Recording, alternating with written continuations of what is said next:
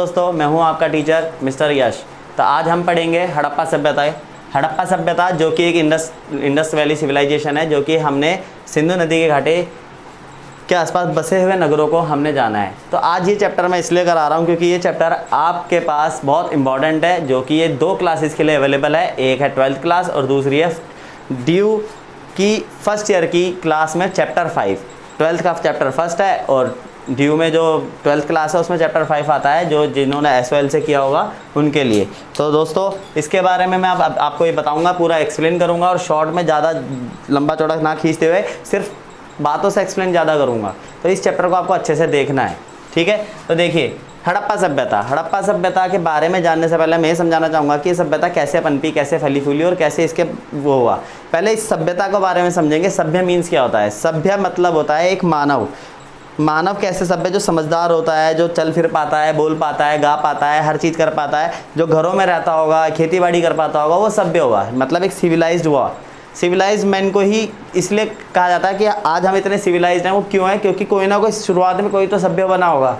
क्योंकि आदि मानव के टाइम पे आदि मानव सभ्य नहीं था, वो जानवरों की तरह जीता था अपनी ज़िंदगी। धीरे धीरे उसने अपने दिमाग का उपयोग किया, औजार बनाए, हथियार बनाए, आग की खोज की, टायर बनाया। इतनी सारी चीज़ें करने के बाद मानव ने झुंड में रहना सीखा। झुंड में रहने के साथ साथ उन्होंने गुफाएं छोड़ी। गुफाओं को छोड़ने के बाद में वो कहाँ आ गए?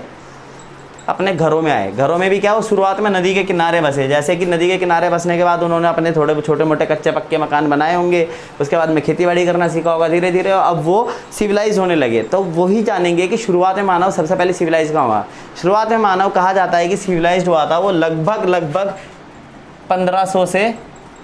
1500 ईसा पूर्व से 4000 ईसा पूर्व, यानी 4000 ईसा पूर्व से 1500 ईसा पूर्व के टाइम पे एक सभ्यता पनपी थी जिसका नाम था मेसोपोटामिया सभ्यता, जो कि मिस्र के आसपास है। यह आपके 11th क्लास में टॉपिक है, मेसोपोटामिया मेसोपोटामिया सभ्यता। इस टाइम पे ये सभ्यता जो पनपी थी, इस कहा जाता है कि सबसे पहले जो मानव सभ्य हुए थे वो इस तो हमने बताया कि जो सबसे पहले मानव सभ्य हुए थे वो कहाँ पे होते हैं? मेसोपोटामिया सभ्यता में। मेसोपोटामिया सभ्यता जो कि 4000 ईसा पूर्व से 1500 ईसा पूर्व के आसपास पनपी फली फूली थी। कहा जाता है कि इस दौरान मानव सबसे ज़्यादा सभ्य हुए थे और ये गुफाओं में को छोड़कर मकानों में रहने लगे। अच्छे खासे उन्होंने खेती बाड़ी करना शुरू कर दिया, व्यापार तक करने लगे। इसी प्रकार एक सभ्यता और इसी के टाइम पीरियड में समकालीन पनप रही थी जिसका नाम था हड़प्पा सभ्यता, जो कि लगभग इसी के समकालीन इसलिए कहा जाता है क्योंकि 2500 से 500 ईसा पूर्व की एग्जैक्टली डेट मानी जाती है। 2500 से 500 ईसा पूर्व ये सभ्यता थी हड़प्पा सभ्यता। यानी कि हमारे भारत के आसपास, यानी भारत का इतिहास भी काफ़ी प्राचीन है।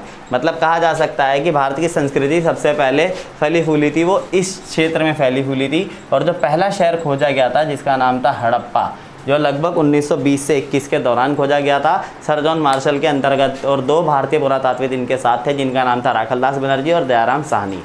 ठीक है जी। तो इसी के साथ जानते हैं कि इस पूरी सभ्यता का नाम भी हड़प्पा इसलिए रखा गया क्योंकि जो पहला शहर खोजा गया था वो हड़प्पा था।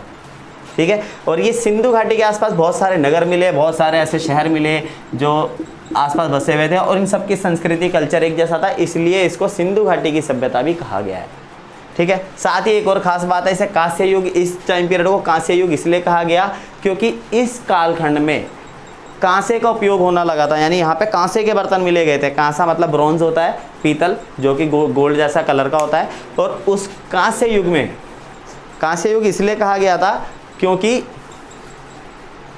2600 ईसा पूर्व से 1900 में कई इतिहासकार मानते थे और अनेक इतिहासकार इसको सही कालक्रम कहते थे।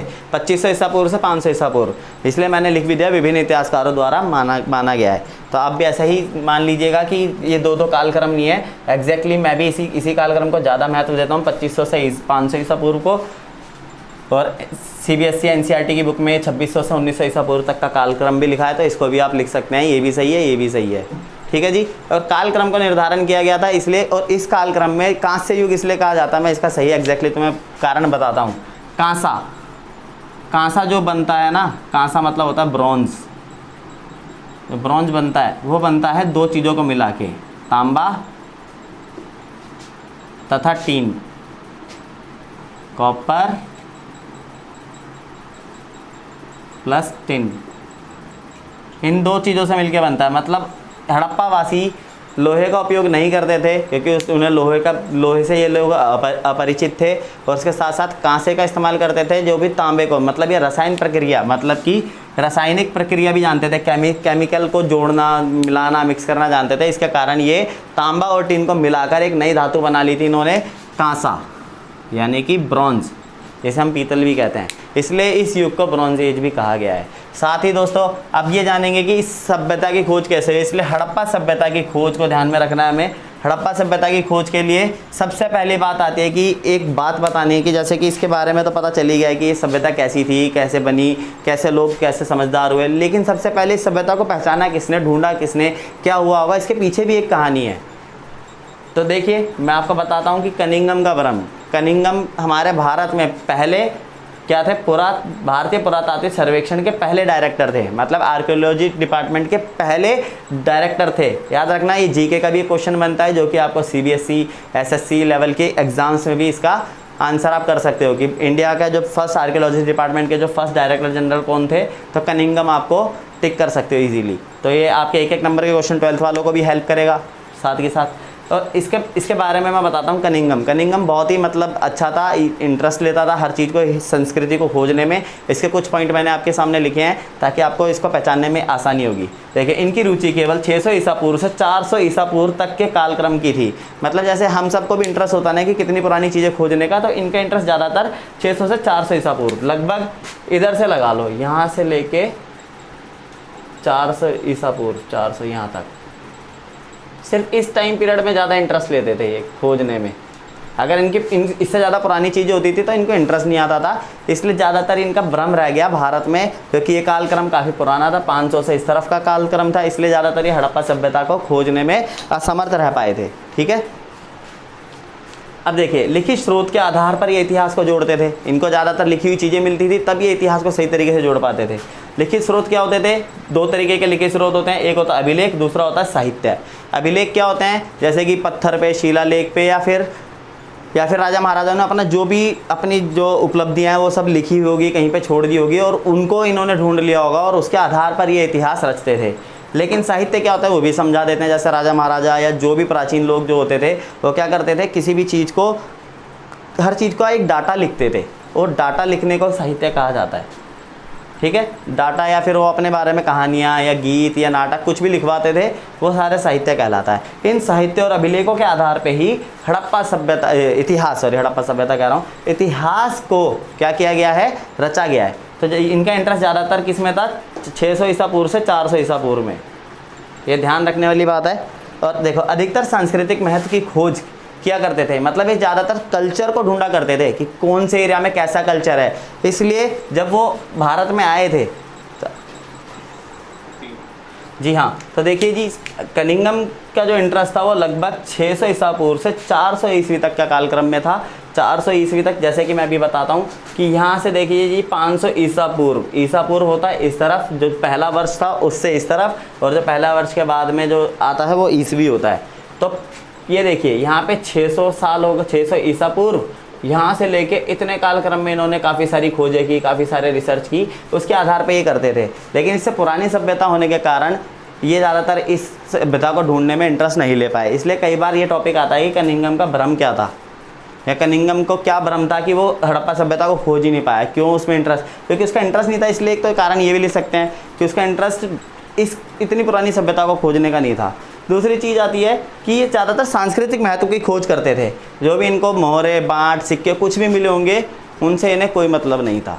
ठीक है, तीसरी, अब ये देखो चौथी बात जो है कि 4वीं से 7वीं शताब्दी के बीच, अब ये देखिए यहाँ पे चीन पड़ता भारत के साथ में, तो यहाँ पे कई सारे यात्री आते थे, वृतांत लिखते थे। यात्री कौन होते हैं, वृतांत क्या होते हैं, देखो वृतांत को मैं एक बार अंडरलाइन कर देता हूँ। वृतांत मीन्स क्या होता है मैं बता देता हूँ। जैसे कई भी यात्री, हम भी कहीं घूमने फिरने ट्रिप पे जाते हैं, और ट्रिप पे जाने के बाद उसके डाटा को लिखते हैं ना, वो वृतांत होते हैं उसके बारे में कि क्या क्या हुआ, कैसे हुआ, ये सारा डाटा क्या कहलाता है, वृतांत कहलाता है। ऐसे कई सारे चाइनीज़ बुद्धिस्ट यात्री यहाँ पे आए जिन्होंने भारत के बारे में, भारत के इतिहास के बारे में लिखा। और जब सिल्क रूट के माध्यम से यूरोपियंस यहाँ पे व्यापार करते थे, तो उन वृतांतों के माध्यम से उनका इंटरेस्ट, यानी कि किनका, कनिंघम का इंटरेस्ट भारत के इतिहास को ढूंढने का लगा। जो कि मैंने लिख दिया है। लेकिन जब वो भारत में आए तो वो सिल्क रूट से आए और वो सिर्फ इस एरिया में ही घूम पाए। किस एरिया में? यानी भारत के पूर्वी भाग में, सॉरी भारत के पूर्वी भाग में, हाँ जी पूर्वी भाग में ही वो यहाँ पे खोज करते रहे। उनके पास कुछ एविडेंस मिले भी थे, कुछ मोहरें, कुछ सिक्के कुछ मिले, लेकिन उन्होंने उनको व्यर्थ ही समझा क्योंकि उनका कोई उन्हें सही मतलब नहीं मिला। एक तो रीज़न ये था कि उनका सांस्कृतिक महत्व नहीं दिख रहा था कुछ उन सिक्कों या मोहरों में, है ना। दूसरी चीज़, लिखित स्रोत कुछ खास मिला नहीं क्योंकि जो भी हड़प्पा भाषा मिली, हड़प्पन लैंग्वेज जो थी वो पढ़ी लिखी नहीं जा सकी, ठीक है। इसके साथ ही इनका इंटरेस्ट 600 से 400 ईसा पूर्व में था। और ये देखो जी, इस हड़प्पा का कालक्रम ही इतना पुराना है तो इंटरेस्ट भी नहीं था, इसलिए कनिंघम ने हर चीज़ को व्यर्थ बताया और वो यहाँ से वापस ही लौट गए। अगर चाहते तो कनिंघम ही भारत के पहले जो जनरल डायरेक्टर थे वो ही हड़प्पा की खोज करता हो सकते थे, अगर वो थोड़ा सा पश्चिम की ओर आ जाते थे। हाँ दोस्तों, अब हम अगला टॉपिक पढ़ेंगे जो कि एनसीईआरटी का अगला टॉपिक ही है। उसका नाम है एक नवीन प्राचीन सभ्यता। मतलब मैंने अभी थोड़े पिछले टॉपिक में आपको समझा ही दिया था कि कैसे क्या क्या हुआ है। तो उसके बाद जो अगला टॉपिक आ रहा है वो नवीन प्राचीन सभ्यता है, जिसमें आपको बहुत खास बातें पता चलेंगी जो कि एक बहुत ज़रूरी भी है। तो देखिए, इस टॉपिक में है कि एक नवीन प्राचीन सभ्यता को कैसे खोजा गया हड़प्पा में। तो खोजने के लिए सबसे पहले हम एक कहानी बताते हैं आपको। उस कहानी के हिसाब से देखा जाए तो जब हमारा देश आज़ादी से पहले, जब हमारे देश में अंग्रेज़ों ने कब्जा किया हुआ था, उस समय क्या हुआ था कि अंग्रेज़ यहाँ से व्यापार के माध्यम से यहाँ पे आए थे, व्यापार करने के माध्यम से यहाँ पे आए और यहाँ पे उन्होंने कब्जा जमा लिया। और धीरे धीरे यहाँ पे आधुनिकीकरण को उन्होंने जोर दिया। आधुनिकीकरण में उन्होंने यहाँ पे भारत में लगभग रेलवे ट्रैक बिछाए सब जगह, फिर व्यापार के लिए, व्यापार को आसान करने के लिए उन्होंने रेलवे ट्रैक बिछाए। ऐसे लाहौर, जो कि आज पाकिस्तान में है, आज़ादी से पहले वो पाकिस्तान का हिस्सा नहीं था, वो हमारा हिस्सा था, पूरा पाकिस्तान खुद हमारा हिस्सा था। इसलिए लाहौर के पास में रेलवे ट्रैक बिछाए जा रहे थे। क्या बिछाए जा रहे थे? Railway track. तो रेलवे ट्रैक के लिए क्या होता है, रेलवे ट्रैक को बिछाने के लिए कुछ मलबा चाहिए होता है या रोड़ी पत्थर कंक्रीट चाहिए होता है। तो उसके लिए क्या किया, जो वहाँ पे मजदूर जो वर्किंग थे उनसे बोला गया कि आप कहीं से भी यहाँ पे मलबा लेके आइए। तो मलबा लेके लाने के लिए वो उसके पास में कुछ 50 मीटर की दूरी पर से कुछ लोग वहाँ से कुछ बड़ी बड़ी ईंटें, जो कि आज की साधारण ईंटों से काफ़ी बड़ी साइज़ की ईंटें, डबल साइज़ की ईंटें कह सकते हैं, इतनी बड़ी ईंटें वो ला के यहाँ पे रख रहे थे। तो लोगों को लगने लगा कि जो अंग्रेजी जो जितने भी वहाँ के जो लोग थे उन्हें लगा कि इतनी बड़ी बड़ी ईंटें ला कहाँ से रहे हैं मज़दूर। तो उन्होंने बताया पास में कोई शहर है, मिट्टी दबी हुई है, मिट्टी के नीचे कुछ ईंटें निकली है तो वो हम निकाल रहे हैं। तो धीरे धीरे ये बात भारतीय पुरातात्विदों को पता चली, या भारत के जो ये थे सर जॉन मार्शल, जो कि ये हमारे भारतीय पुरातात्विक सर्वेक्षण के डायरेक्टर थे, उन्हें पता चली। तो उन्होंने किनको भेजा? दयाराम साहनी और राखलदास बनर्जी, यानी दयाराम साहनी को भेजा। दयाराम साहनी जी ने क्या किया, उनके पास पहले से ही काफ़ी सारी मोहरें थी इस हड़प्पा सभ्यता की। वो इन मोहरों को लेके घूमते फिरते रहते थे, ढूंढते रहते थे कि इसका कुछ ना कुछ अर्थ होगा। तो ये दयाराम साहनी के बारे में 2 नाम आपको याद रखने हैं। भारतीय पुरातात्विद हैं ये दोनों के दोनों। कौन है? भारतीय पुरातात्विक